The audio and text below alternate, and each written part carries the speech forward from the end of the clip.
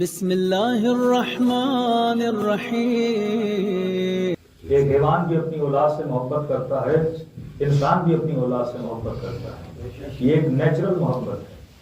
اپنے بچے کے لیے محنت کرنا یہ نیچرل ہے، اپنے وجود کے لیے محنت کرنا یہ نیچرل ہے، اپنے بدن کے لیے کھانے اور پینے کی تلاش میں نکلنا یہ نیچرل ہے، اپنے وجود پہ مال خرچ کرنا یہ نیچرل ہے۔ لیکن اس سرحد حیوانیت سے سرحد انسانیت پر انسان تب آتا ہے جب غیر کی محبت کو قربان کرتا ہے۔ اس سرحد حیوانیت سے نکل کر میدان انسانیت میں تب آتا ہے جب اپنا بچہ کسی کی محبت کو قربان کر دیتا ہے، جب اپنا بدن کسی کی محبت کو قربان کر دیتا ہے۔ دیکھیے، اگر ایک ماں سے دو بچے پیدا ہوں تو نیچرل ہے کہ اگر آپ سوتیلے بھائی ہیں، مائیں الگ الگ ہیں تو دونوں ایک باپ سے، لیکن آپ کی ماں سے آپ کا ایک بھائی ہے اور سوتیلی ماں سے دوسرا بھائی ہے، تو محبت زیادہ کس کے ساتھ ہوتی ہے؟ جو ایک ماں سے پیدا ہوا ہے اس سے زیادہ محبت ہوتی ہے۔ لیکن کربلا میں عباس نے اس فلسفے کو بدل کے بتایا، اس نے تینوں بھائیوں کو بٹھا کر کہا کہ تم نے اپنی جان کو حسین پہ قربان کیا اور یہ یاد دلایا کہ ہم ام البنین کے بیٹے ہیں، وہ فاطمہ کا لال ہے۔ محبت اس سرحد نیچر سے نکل کر سرحد عشق میں داخل ہوتی ہے، پھر پتہ چلتا ہے کہ انسان مقام کمال پر بیٹھا ہے۔ اپنی ذات پہ پیسہ خرچ کرنا نیچرل ہے، لیکن مجلس حسین میں آ کے حسین پہ خرچ کرنا یہ بتاتا ہے کہ ہم سرحد عشق میں داخل ہیں۔ ایک گھنٹہ اگر آپ کسی جاب پہ جاتے ہیں تو کم از کم 12 یا 12 پاؤنڈ آپ کو مل جاتے ہیں، لیکن حسین کی مجلس میں آنے سے کوئی 12 پاؤنڈ ملنے والے نہیں ہیں۔ یہاں پہ دل لگا کے کچھ دینا پڑتا ہے، یہ سرحد عشق کی نشانی ہے۔ حسین ہمیں انسان بنانا سکھاتے ہیں، سرحد حیوانیت سے نکل کر سرحد انسانیت میں داخل ہو جاؤ۔ اور یہ محبت بڑی باکمال چیز ہے، یہ ہمارے بس میں نہیں ہے کس سے ہوتی ہے کس سے نہیں ہوتی۔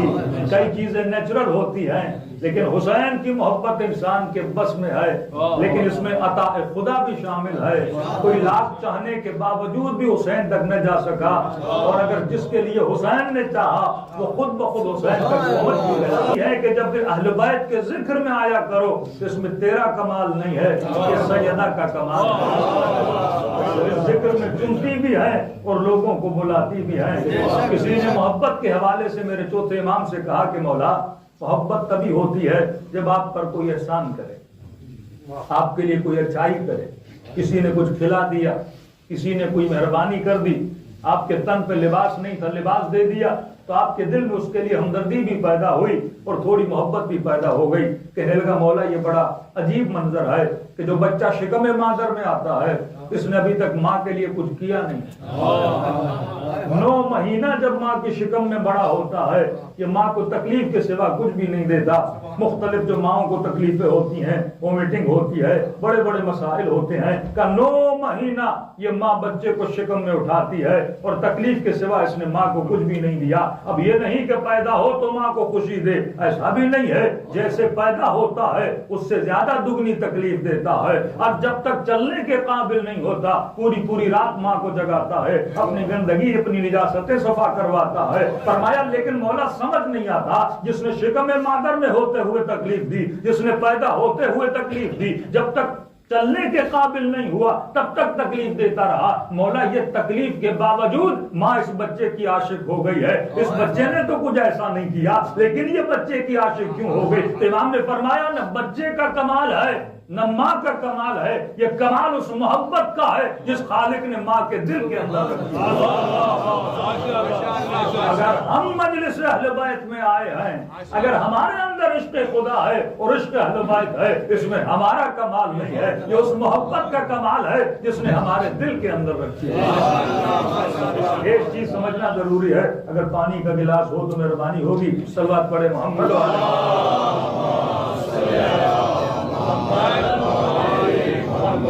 شاید آپ کی نسلیں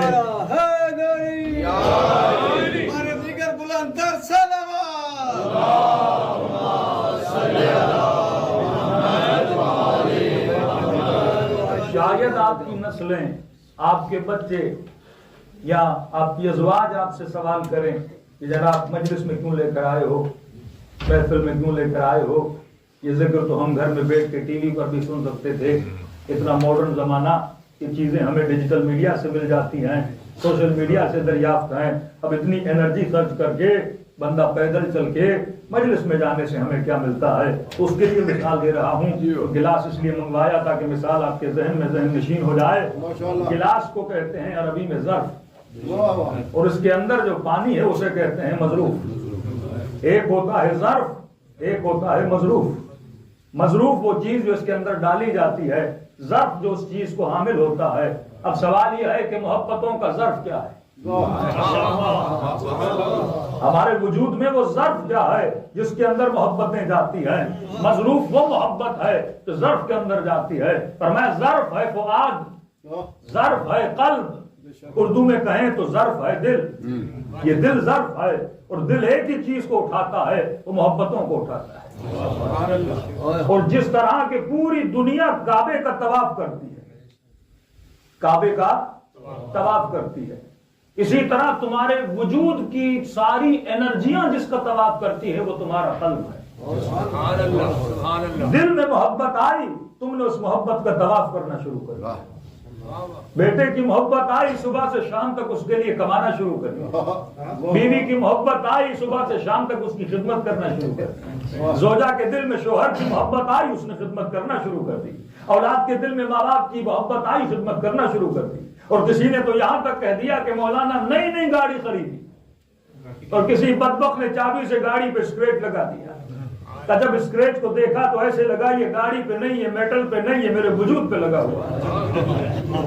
جب محبت دل میں کسی چیز کی آ جاتی ہے, وہ چاہے میٹل بھی ہو اسے تکلیف ہوتی ہے, حالانکہ میٹل میں تکلیف نہیں ہے, لیکن اس کے اسکریچ کو دیکھ کر کیونکہ اس کے حسن پہ ایک ضرب لگی ہے, اس کی خوبصورتی پہ ایک ضرب لگی ہے, تو ایسا محسوس ہوتا ہے کہ یہ ضرب میرے وجود پہ لگی ہے, اس پہ نہیں لگی ہے.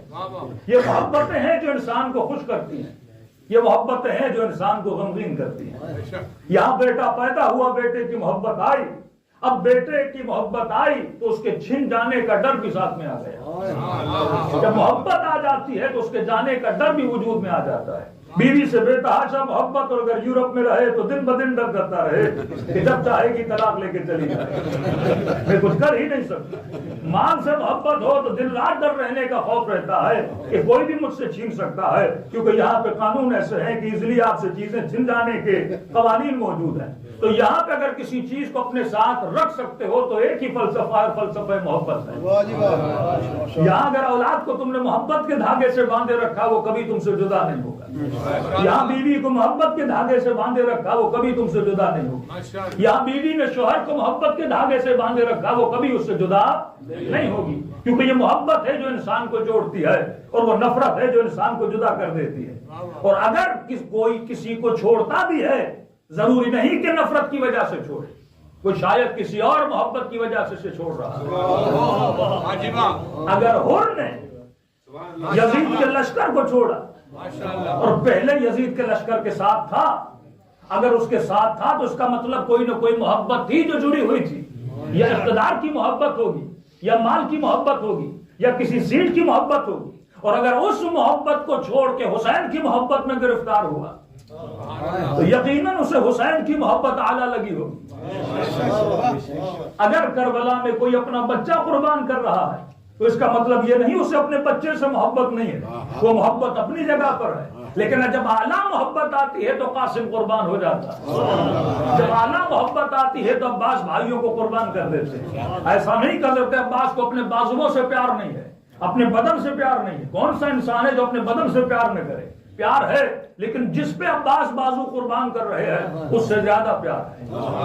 تو ہم نے جس چیز کی کوشش کرنی ہے وہ محبت کے درجے کو بڑھانے کی کوشش کرنی ہے. محبت جب اعلیٰ درجے پر آتی ہے تو پھر وفا جنم لیتی ہے. محبت جب اعلیٰ درجے پر آتی ہے تو پھر ادب جنم لیتا ہے.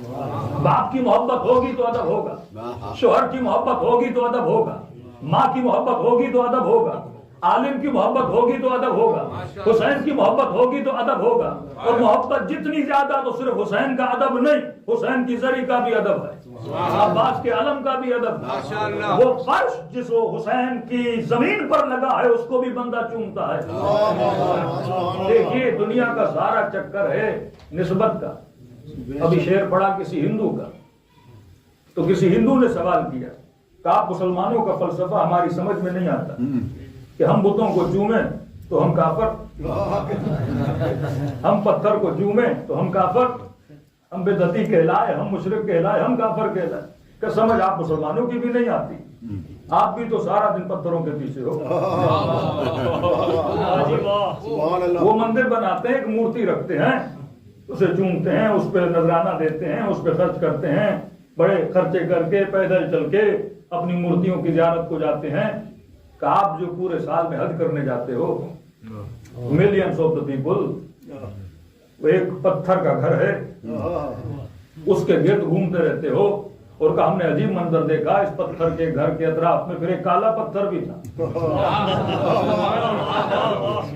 جیسے حجر اسود نام ہی کالا پتھر حجر اسود ہے، تو اس کو چومنے کے لیے ایک دوسرے کو دھکے دے رہے ہو، اور یہاں تک سنا کہ چومتے چومتے کچھ کی جانیں بھی نکل گئیں، اتنی بھیڑ میں اس پتھر کو، کعبہ پتھر کا، حجر اسود پتھر کا، سید صفا و مروہ جن پہاڑیوں کے بیچ میں کرتے ہو، پہاڑیاں پتھر کی، جس شیطان کو جس کنکر سے مارتے ہو، شیطان بھی پتھر کا،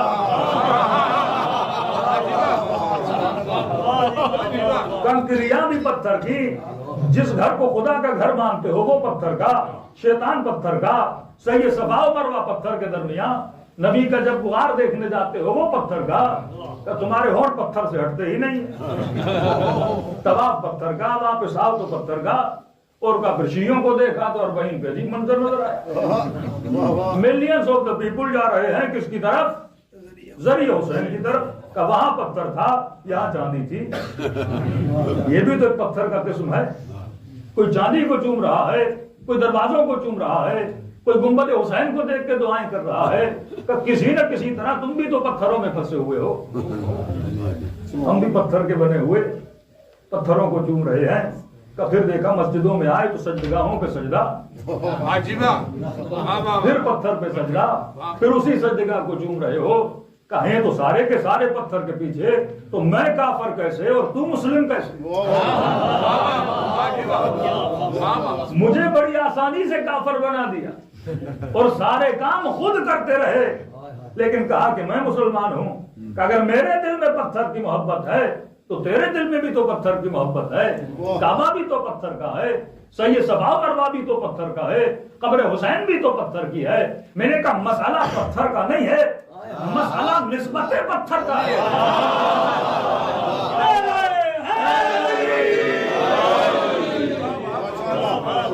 نسبت اگر عاقلانہ ہو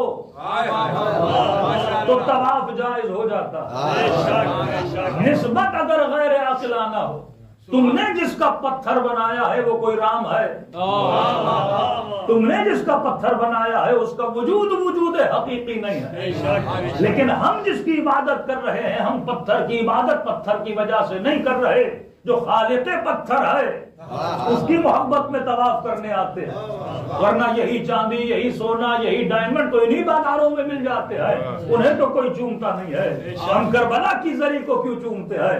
کیونکہ زری کی نسبت حسین سے پائی جاتی ہے۔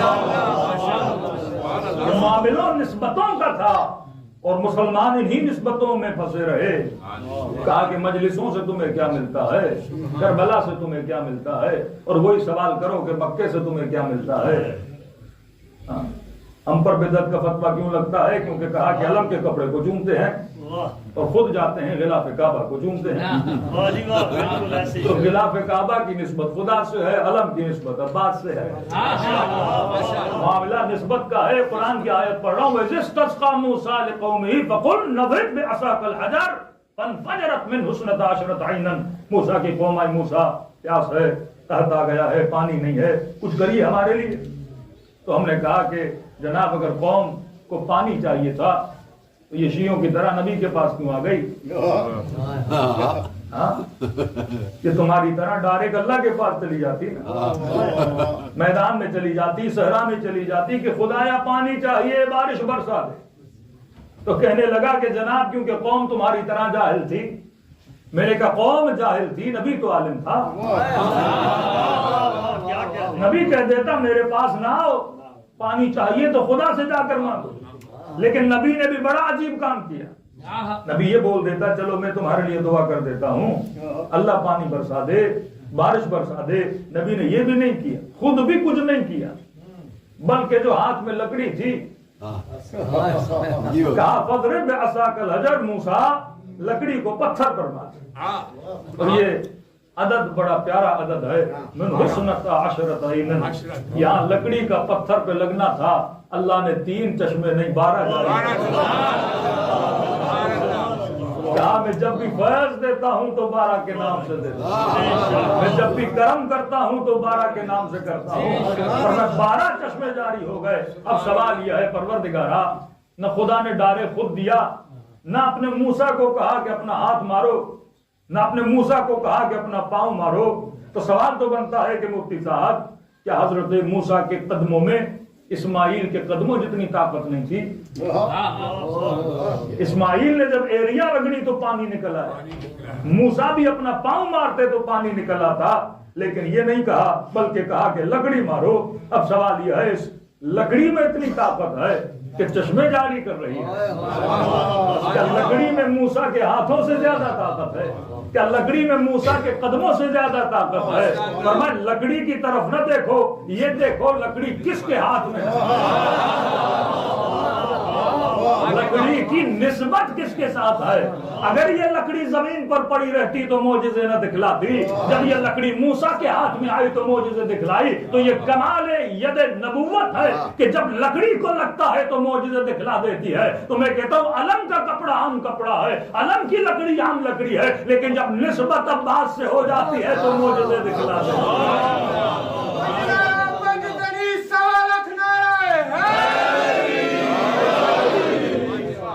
اعجاز الہی جو ہوتا ہے یہ نسبتوں کی وجہ سے ہے۔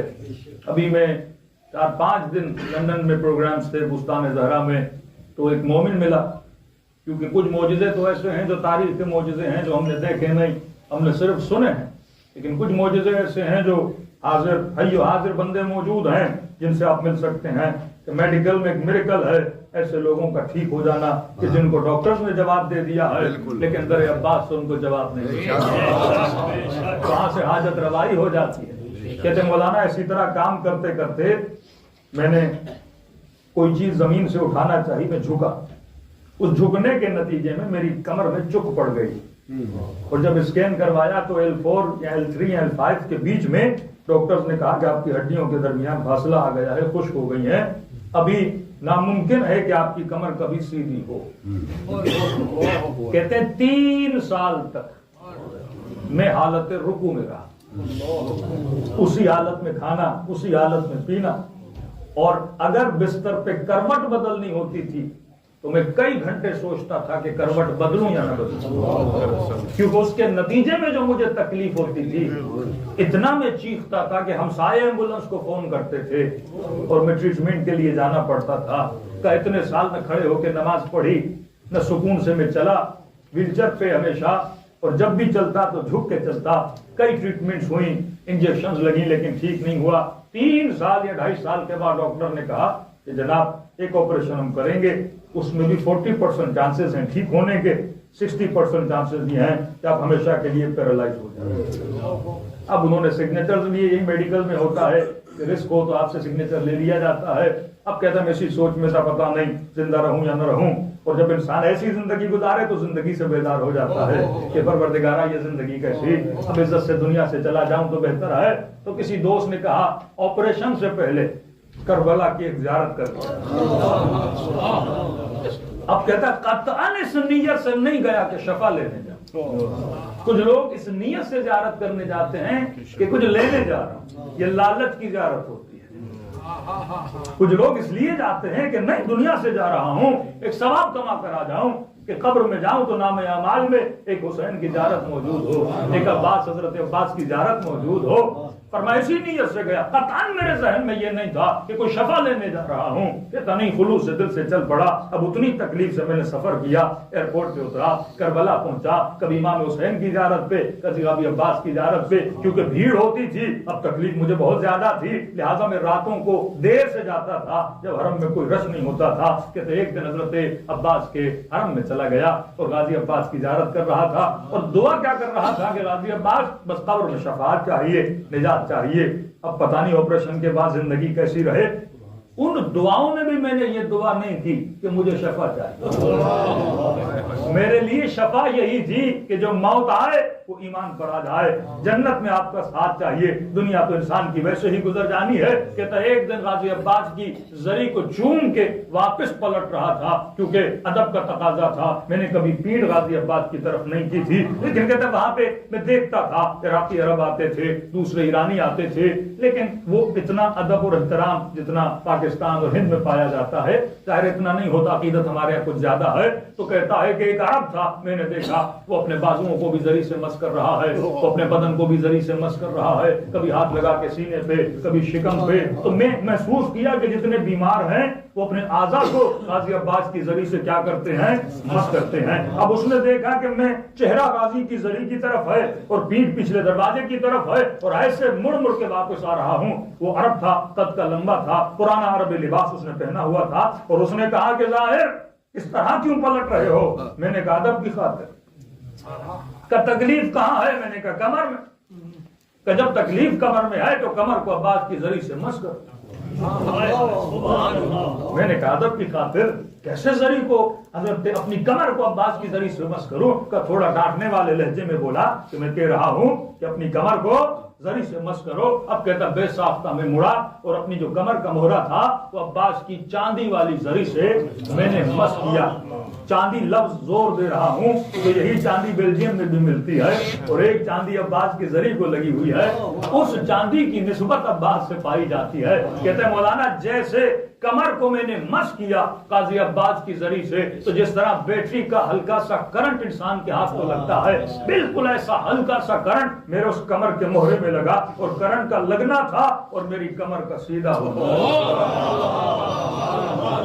3 سال کے بعد پہلی مرتبہ میری کمر سیدھی ہو گئی۔ اب تصور کرے جو انتڑیاں تھیں 3 سال تک جو بندہ جھکا ہوا ہو، کہتا ایسے لگا کہ جان میں جان آ گئی ہے، اور کہتا ہے پہلی مرتبہ 3 سال کے بعد میں نے کھڑے ہو کر نماز پڑھی، اور نماز میں جو گریا تھا کہتا میں بتا نہیں سکتا، خوشی کا گریا تھا، ذوق کا گریا تھا، کون سا گریا تھا مجھے نہیں پتا، اور جتنی نمازیں پڑھ سکا میں نے حرم حضرت عباس میں پڑھ لی، کیونکہ یقین نہیں آ رہا تھا کہیں کمر پھر سے نہ جھک جائے۔ لیکن میں نے کہا نہیں، اگر نماز میں کمر نہیں جھک رہی ہے تو یہ کمر ہمیشہ سیدھی رہے گی۔ اب کہتا وہاں سے خوشی کے عالم میں ہوٹل پہ گیا، شاید میرا کمرہ 6ٹھی 7ویں منزل پر تھا، اب میں لفٹ سے نہیں جا رہا، میں سیڑھیوں سے جا رہا ہوں، کبھی نیچے آ رہا ہوں، کسی قافلے والے کو نہیں بتایا، نہ ہی کسی قافلے میں کسی بندے نے محسوس کیا۔ کبھی کبھی دیکھ دیکھ کے عادت ہو جاتی ہے، کسی نے محسوس نہیں کیا کہ میری کمر ٹھیک ہوئی ہے۔ کہتے اپنے بیگ اپنے سامان سیڑھیوں سے نیچے اتارتا ہوا آ رہا ہوں، اور چہرے پہ رونق بھی ہے، چہرے پہ خوشی بھی ہے۔ کسی قافلے والے نے کہا آپ آج خوش بڑے نظر آ رہے ہو، میں نے کہا لگتا ہے آپ نے میری کمر کی طرف توجہ نہیں کی ہے۔